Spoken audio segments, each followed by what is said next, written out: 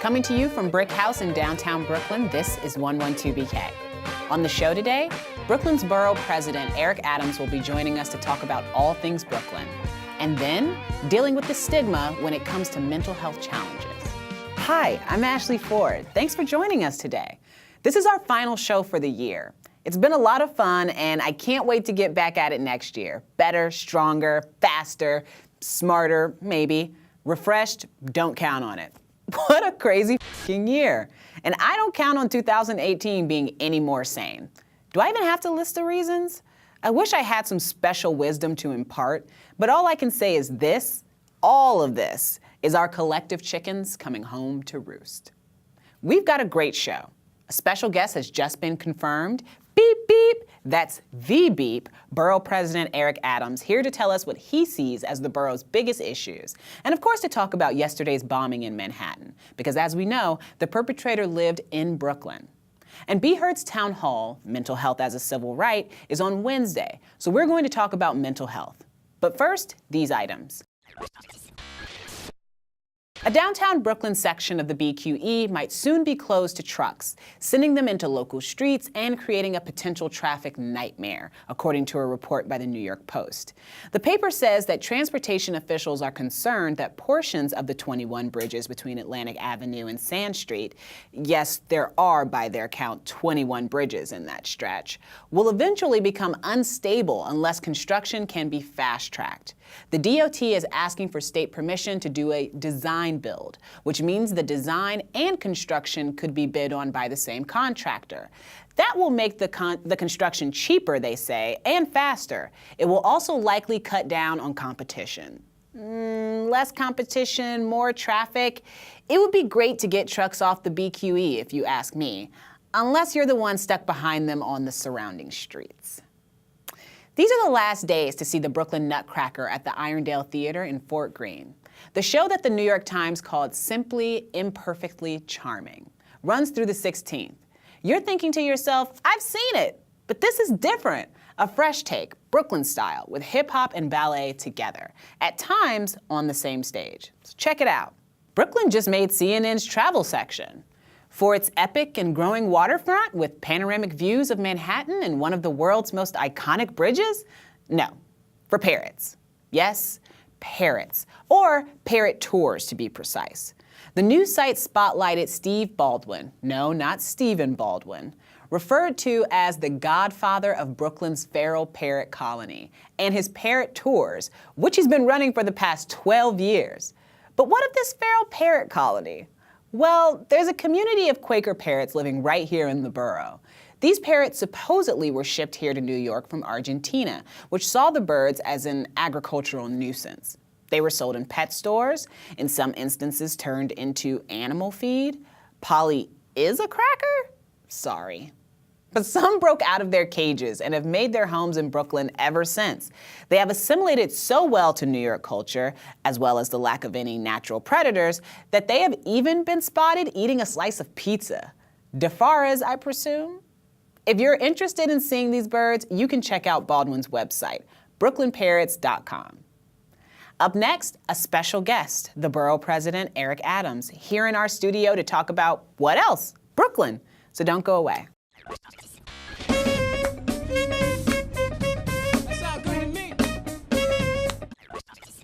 This guest needs no introduction. He's about to begin his second term as Brooklyn Borough President. Brooklyn born and raised, former NYPD officer and former state senator, the Honorable Eric Adams. Welcome to 112BK for what we hope is the first of many times. Okay, thank you. Okay, tell me about the 112. 112BK. Yes. What's the number of 112? Those are the Brooklyn zip codes. Okay. Exactly. Okay, lovely. I live in 11226. Okay, I'm in 38. Yeah? Yes. Yeah, I love a Brooklyn zip code. So the first thing I wanted to bring up is the most recent news about the Port Authority bombing. We really quickly found out that the perpetrator lived in Brooklyn. What does that mean for the Brooklyn Borough President? It means, it means a lot because my most important concern is that when you have an individual that participate in some form of horrific action, there is an automatic response to demonize an entire body of people. And we have a large Bangladeshi community that is extremely responsive, very much Americans. They love America just as much as all of us.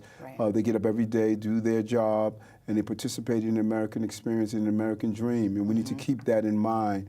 Just as I would not get upset as one person who commits a crime and demonize a whole ethnic group, we should not do that to the Bangladeshi community. And then it tells us we have to be on top of it. You know, see something, say something, do something is real. It's not just a slogan, it's real. If you see something suspicious, call the police department, tell an official. That is how things are done. Nothing is minor. No one should say, I don't want to call too often. Call too often. Right. The more we have input, cops can't be everywhere, the military can't be everywhere, TA officials can't be everywhere, but people can be everywhere. We need to be the partners in our public safety. Absolutely. So it's a partnership, a community effort. One of the things that a lot of people in the community are going to be asking, I'm sure, is what's being employed, what's out there right now to keep us safe. Are we going to be doing anything extra because this happened, or are we just going to double down on what we've been doing? We've done a great job. You know, the reality is that what happens whenever you have a major incident like September 11th, for example, there's a level of comfort. People fall back into their normal patterns, and you know, then you have these sleeper cells. That's why they call them sleeper cells. They want you to feel safe and fall asleep, and then they go right back to their action. They sit dormant for years. And so the goal is the NYPD, the FDNY, our federal agencies, they have been doing an amazing job to foil plans and plots to bring about terrorism. And at the same time, the day-to-day interaction. What people don't realize is that while we're looking at foreign terrorists, we're dealing with domestic violence at home. Absolutely. And so there's a combination that we have to look for. So we need to stay vigilant, allow the law enforcement agencies to do their jobs, conduct their investigations, but at the same time know that the most important thing is that we have a role. They're doing what needs to be done. Should we tell everything that's being done, all processes that we're using to do surveillance, to conduct investigations? No, we shouldn't. There are things that we shouldn't know because we don't want to tip the hand to those who are committing crimes. Let the law enforcement agencies do their job. We do our job as civilians and give them the information they need. Absolutely. Well, shifting gears just a little bit, as a Brooklyn resident and somebody who hosts a show like this, it's like you can't even say the word Brooklyn without somebody else bringing up gentrification. It's like the two things just go together. The conversation is constantly happening. Can you talk to me a little bit about what your office is doing in terms of affordable housing right now? Well, I think that, you know, first dealing with the term of gentrification, sometimes you can hear something long enough and you don't even really know why you're saying it. And, you know, I often tell people, what is gentrification? And what are you saying when you say gentrification? Are you saying that no white person should move on your block? Are you saying that no one that's making a certain salary should move on your block? What exactly are we saying? So that we can drill down on and identify what's the real problem. Because and the real problem that people bring up over and over is that they're scared of displacement. And they're scared of loss of culture. And that's what a lot of people, I think, mean when they say gentrification. Okay, well, we got to think about that for a moment, because if we use that definition, then we need to say to the Pakistani community that moved to Bay Ridge and the Irish that were there that's no longer there, were they displaced? Or the Jewish community in Williamsburg who are saying the hipsters should not move in Williamsburg, or the Chinese community that's in Sunset Park in Bensonhurst. There was a big push to stop Chinese residents from opening stores in Bensonhurst. Communities don't belong to ethnicities. They belong to Americans. No one should be forcefully displaced. What my energy is going after those landlords that attempt to displace people in unethical manners. It's not my energy to say that you cannot move here. Brooklyn is a diverse place where 47% of the people speak a language other than English at home. When I was a police officer, a sergeant at the time, I went to out to Garrison Beach because an African-American woman bought a small home there. She moved into that home. People came in that night and wrote swastikas on the wall and destroyed the property, saying she didn't have a right to be there. I am never going to be part of a group that says another group can't live in our communities. These are one community, one Brooklyn. People should not be displaced. Cultures must merge together. What was predominantly an Asian culture in one part of the borough is going to become a Mexican and Asian culture. All over this borough, the borough is going to shift. At one time, Brownsville was all Jewish. They used to have a book that was written called Tough Jews. Bedford-Stuyvesant was a farming area where all whites lived until blacks came there. Washington Avenue from Atlantic Avenue to Eastern Parkway was all Greek until blacks and Caribbeans came. We moved there, and we, quote unquote, displaced the Greeks. The borough is going to evolve. Let's evolve with it. Let's tell our new arrivals, have good table manners, know how to say good morning, hello, learn how to be part of the community and not try to disrupt the community. Absolutely. And then for the people who are concerned about affordable housing, like that's still something that we're working on, though, right? Without a doubt. Without a doubt. There's components to it.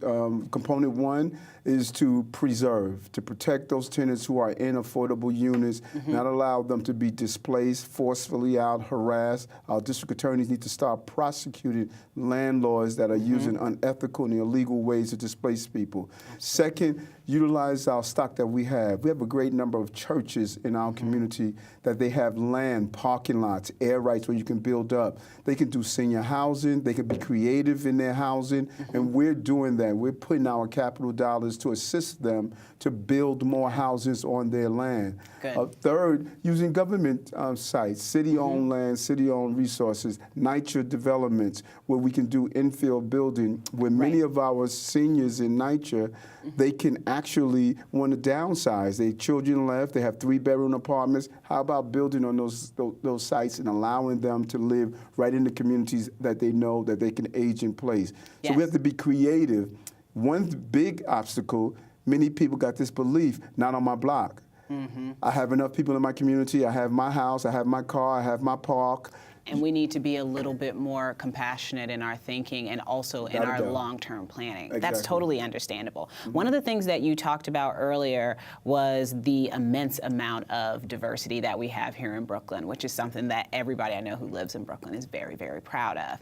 But we still have, not just in Brooklyn, but in New York, period, the most segregated schools in the country. Some of the most segregated schools in the country. How do we help with that? Like, is there any policy? Is there something that we could be implementing or working on right now? Is there something you're working on to help see that change in our schooling system?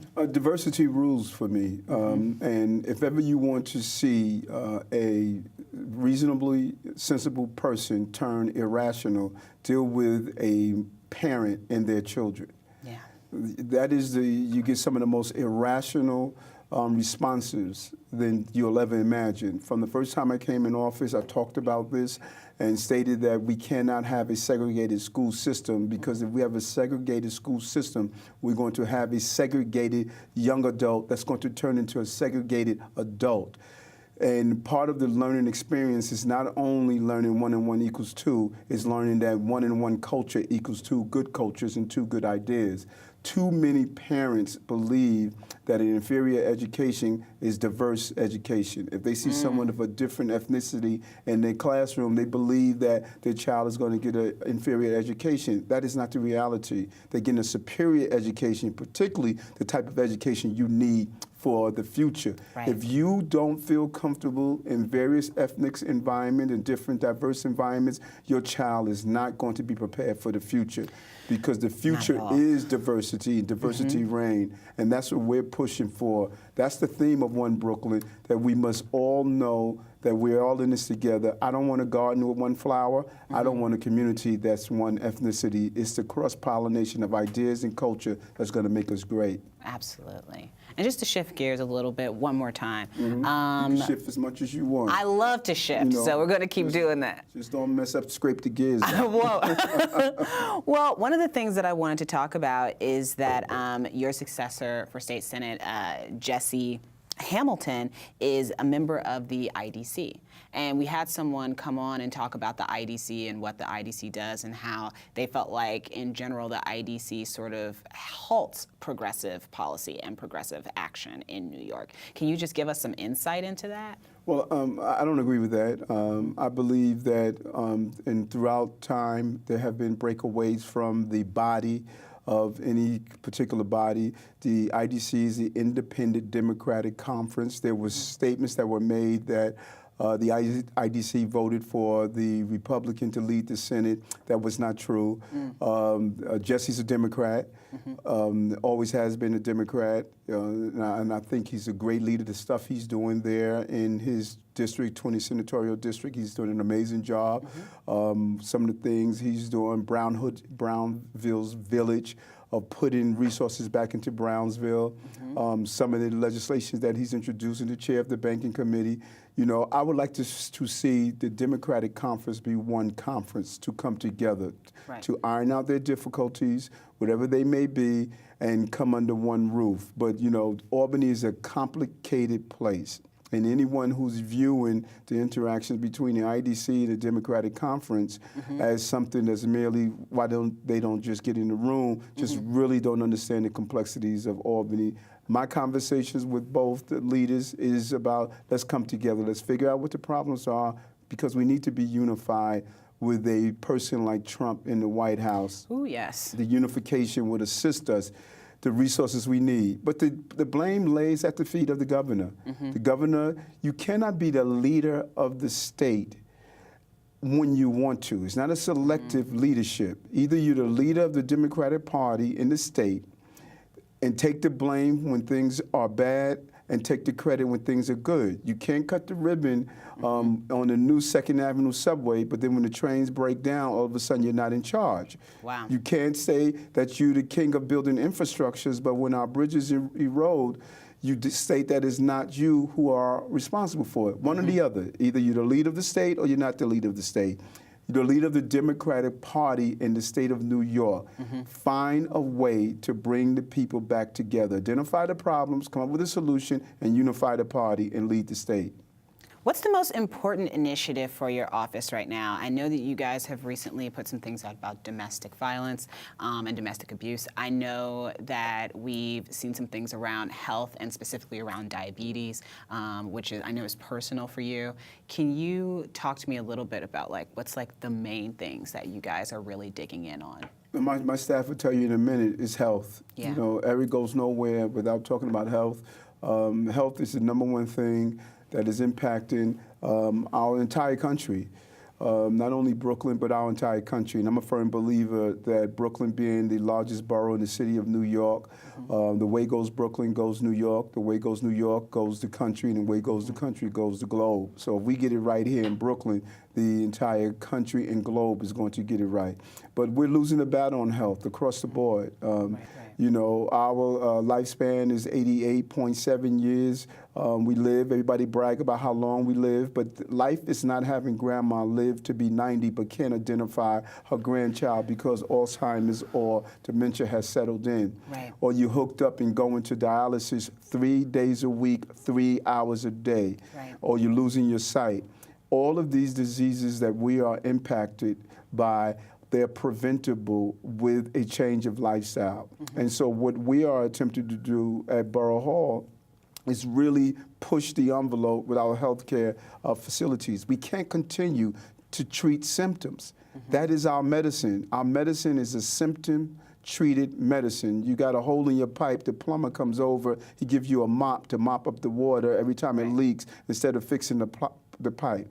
We can't do that anymore. Giving someone a drug that covers up your symptoms when the underlying problems still remain is a failing system. And there are doctors out there that are doing that, that are moving away from a healthcare system that only benefits the pharmaceutical industry, the billion and trillion dollar pharmaceutical industry that keeps your mother and my mother hooked on drugs for the rest of their life. They're modern day drug dealers. You know, we talk about the guys standing on corners selling crack. Well, the crack is sold in our hospitals every day that our parents are given drugs that are not reversing their conditions. And so in Borough Hall, we're pushing to show people how do you reverse conditions and how do you have a healthcare profession and professional who went to school to do that. This is what doctors want to do.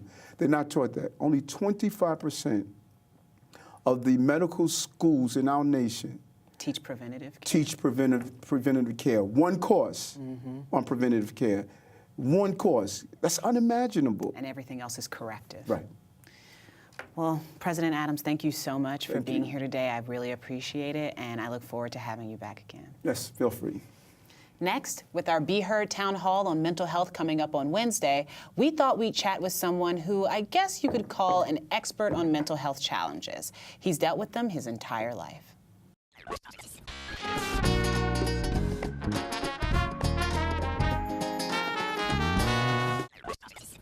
One out of every 5 adult New Yorkers is dealing with mental health disorders, while 1 in 20 suffers from a serious mental illness. Yet within a given year, 40% of them receive 0 treatment. Much of this problem is due to the still powerful stigma tied to mental illness. Here at BRIC House on Wednesday the 13th, we're hosting and broadcasting a Be Heard Town Hall meeting on mental health as a civil right. But before people can fight for equal treatment and more enlightened policies, they have to feel free from prejudice when it comes to mental health. Here to discuss this is Mike Veny from Transforming Stigma. Welcome to 112 BK. Thank you for having me. Talk to me a little bit about your story. Tell me about your background. Well, I'm 38 years old, and I've been struggling with mental health challenges for my entire life. And mental health challenges, when I talk about them, are about 3 things: thoughts, feelings, and behavior. You can't really see someone's thoughts, you can't feel their feelings, but you can observe their behavior. And for me, it started out as behavior issues as a kid. This led to me getting expelled from 3 schools, hospitalized in a mental hospital 3 times. I attempted to die by suicide at age 10. I regularly self-harmed, and I was violent at home. And my parents, who loved me dearly and tried their best to give me all the help they could and spent a lot of money on therapists, just wanted the best for me. And it was a real struggle, because one thing I always say is mental health issues are confusing and frustrating. That's one of the reasons, in my opinion, behind the stigma. You know, if you hurt your wrist, you know that it's either a sprain, a strain, or a broken wrist. It's pretty simple. But mental health issues are very, very confusing. No one wakes up and goes, you know, I'm depressed today, I should talk to someone. It usually manifests from behavior, and someone maybe even points it out to us that there's something going on. So it's really important to remember that both for the person struggling, and if you love someone who's struggling, it's confusing and frustrating on both sides. How did you end up doing this work? I was forced into it. and I've been trying to get out ever since, but they won't let me. I'm not gonna let you go. 2011, I had a breakdown in New York City, and I was just really struggling. My anxiety was really high. I was depressed, angry. I was cursing at people on the streets. I was self-harming. And I did what I thought was right. I called somebody to get help. They say you should call somebody. And I was very frustrated with this conversation. She was a woman I knew who worked in mental health. And instead of directing me to help, she said, well, can I hire you to be my speaker for a mental health event? And I said, no, you don't understand. I want to die. You know, I don't want to be a mental health speaker. And she kept pushing it. And little did I know, looking back, that she was really trying to get me to use my story to help others, because she knew that it would help me. And that's one of the reasons it's good for people to talk about it, because a lot of times that thing that you're hiding just might help someone else. Let's talk about the hiding, because before the cameras even started taping, we had a little conversation. I told you that I've struggled with anxiety and depression over the course of my life. Sometimes having it being recognized as such, and sometimes not.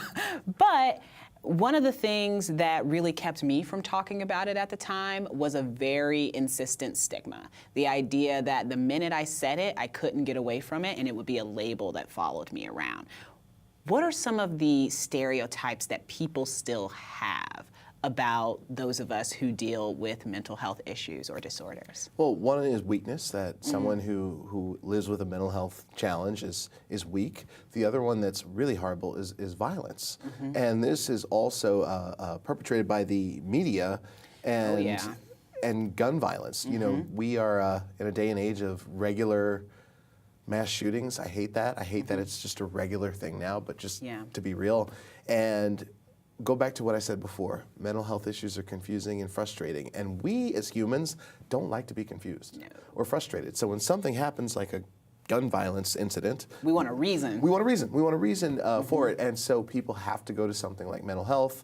That leads to the stereotypes of people who live with mental illness are violent, and that's one of the big problems in this world. The other thing I want to bring up really quickly with that is we are tribal people by nature. Yes, we are. And what does that mean? You and I are in kindergarten. We both discovered that we like Spider-Man because we like Spider-Man, right? We do. we both do. And we would bond and have a friendship, but just let's say, you know, someone else was in the group, but they liked the Hulk instead, we would consider them the weird one. This is how kids socialize. We bring that with us throughout our lives, and nobody wants to be the weird one. Yeah, that's true. I've heard you, or at least have heard that you've said at some point that you actually think in some ways your mental health issues have helped you, and they've helped you find out more about yourself and maybe see the world differently in a way that other people can't. Can you elaborate on that? Absolutely. I struggle with them every day. I live with depression, anxiety, obsessive compulsive disorder. Sometimes this actually leads to physical pain for me and makes it just really difficult to get my work done, to deal with people in a healthy way. But what I have found is that when I approached it from discovery, when I go to therapy and rather than looking to get the pain away or stop feeling depression, let me discover something about myself. I actually learned some really cool things about myself. It's taught me about things that I didn't know about myself that I like, that I don't like, that are part of my genius. And one thing I remind people is when they go to therapy, a lot of times people go to therapy to take away symptoms. You can't approach it like that. It's a process of digging and digging and digging. And guess what? When you get to a good place, you keep digging and keep digging. And that's important for all of us. So can you talk to me a little bit about mental health in Brooklyn? There are a lot of people who I know are dealing with a lot going on right now. Some of it's situational, some of it's chronic. What can they do? Where can they find help? For all of New York City, I think we're doing really good on mental health in lots of ways. One of the reasons is because of our First Lady, Shirlane McRae, making it such a public issue, and she's now even doing it on the national level, which is Isn't she? Yeah, it's wonderful. Just trying to get more funding. If you go to the New York City Department of Health website, there are a variety of resources. One of the things I found recently, there is a 24-hour hotline you can call and speak with a counselor if you're in crisis. You can just talk to someone. It's not about even getting a referral. They can just talk you through whatever's going on. That's a luxury that we have in this city. So if you are in Brooklyn and you're struggling, get onto that website, call somebody. The other is the organization, the National Alliance for Mental Illness, NAMI. They have a lot of different chapters. I know they have a Brooklyn, Queens one. Look into them and see what kind of resources they have in terms of support groups. It's okay to talk about it. It's okay to just bring it up. And all you need to say is, I'm struggling and I don't understand what it is. And I want to explore it. Well, thank you so much for coming here and for talking to us about this. It's such an important conversation. And honestly, I'm glad we got to have it with you. Awesome. Thank you for having me. Thank you. Thank you so much for joining us today. I hope you all have a great holiday, whatever holiday it is. Christmas, Hanukkah, Kwanzaa, Festivus for the rest of us. Lots of things happen. We'll be back on January 8th. And in the meantime, please tune in to the Be Heard Town Hall this Wednesday at 7. Have a great break, everybody.